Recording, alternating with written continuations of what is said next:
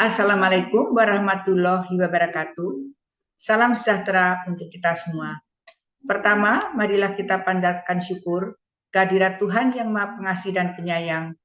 Karena ridhonya, maka kita mendapatkan suatu kesempatan untuk melaksanakan workshop mengukur tingkat kelayakan layanan baru di rumah sakit, suatu studi kasus layanan geriatri. Kami aturkan terima kasih kepada Ketua IAMARSI Pusat, kepada Ketua IAMARSI DIY dan seluruh jajarannya, serta pembina IAMARSI DIY dan seluruh panitia.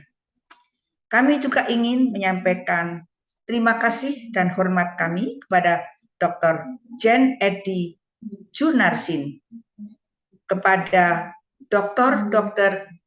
Probo Suseno, SPPD Konsulan Geriatri, dan kepada Dr. Sri Mulatsih MPH SBA.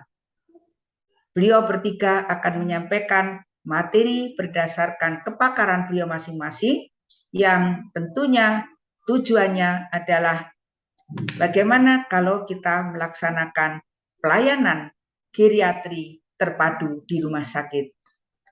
Atas nama Universitas Respati Indonesia, saya mohon izin untuk menyampaikan model pembelajaran manajemen rumah sakit untuk mendukung pelayanan geriatri terpadu.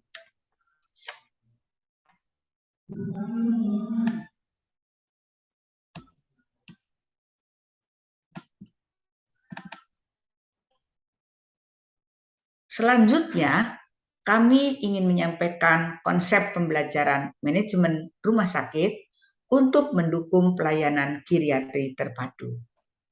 Konsep ini berdasarkan suatu kerangka pikir bahwa penuaan penduduk berdampak pada transisi demografi yang berpengaruh pada masalah kesehatan, sosial, dan ekonomi, serta layanan geriatri. Oleh karena itu, kapasitas intrinsik dan kemampuan fungsional harus kita pertahankan. Dan kita harus pelajari bagaimana kebijakan tentang kelanjut usiaan dan kebijakan tentang pelayanan geriatri. Tentunya tidak lepas dari bagaimana kesehatan lanjut usia. Atas dasar itu bisa kita susun pelajaran manajemen pelayanan geriatri terpadu. Oleh karena itu penting peran perguruan tinggi termasuk program S2 manajemen rumah sakit dan bagaimana pendekatan secara interdisiplin, medik dan non-medik sehingga implementasi pelayanan secara holistik dapat terlaksana untuk mewujudkan lansia bermartabat sampai akhir hayat. Kita ketahui juga bahwa saat ini terdapat 11,56% baby boomers dari 270 juta rakyat Indonesia. Dan yang penting adalah bagaimana rasio ketergantungan. Rasio ketergantungan sejak tahun 2010 sampai tahun 2030 cenderung menurun, tetapi setelah itu terus naik. Artinya beban kaum muda, maksudnya mereka yang produktif pada lanjut usia terus meningkat. Kita perlu mempelajari bagaimana kondisi kesehatan dan penyakit pada lanjut usia karena terdapat 5 penyakit yang merupakan faktor risiko terjadinya ketergantungan dan kondisi yang berat yang memerlukan pelayanan geriatri, termasuk bahwa demensia akan terus meningkat sekitar 4 juta tahun 2050. Dan penting sekali kita pelajari kebijakan ini. Sudah keluar tahun 2021 Peraturan Presiden tentang Strategi Nasional Kelanjutusiaan, yaitu tentang perlindungan sosial, peningkatan derajat kesehatan, peningkatan kesadaran masyarakat, penguatan kelembagaan dan caregiver, serta pemenuhan hak asasi manusia. Kelimanya ini merupakan juga acuan untuk mewujudkan pelayanan geriatri terpadu. Dan tak kalah penting, bagaimana konsep public health framework yang tadi saya sampaikan meminimalkan penurunan kemampuan fungsional dan memaksimalkan kapasitas intrinsik sejak dini, terutama sejak usia menengah.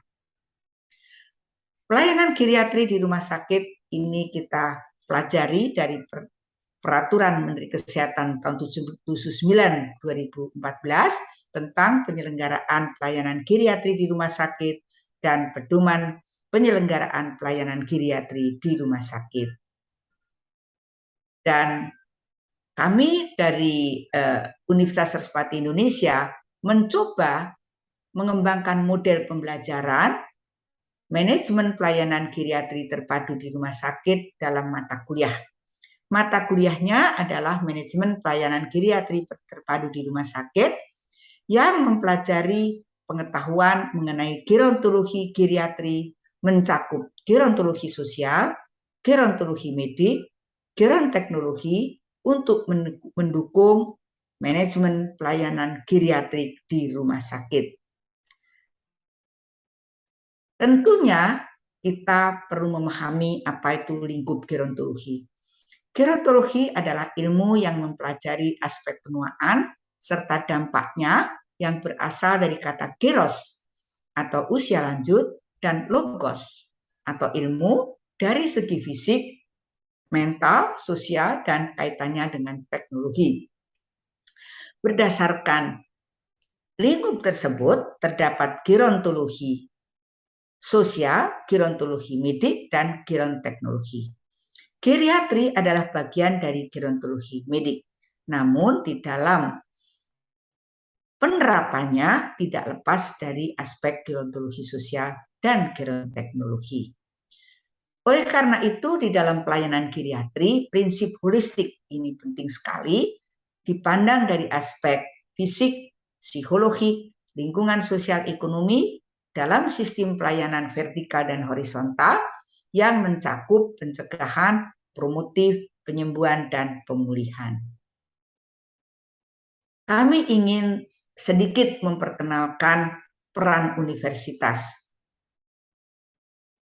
Dalam deklarasi Its Friendly University Development yang kita peroleh dari International Webinars 1-5, ada 10 deklarasi, tapi yang pertama adalah universitas perlu mempromosikan gerontologi sebagai multidisiplin di tingkat universitas dan secara khusus di tingkat program studi termasuk program S2 manajemen rumah sakit.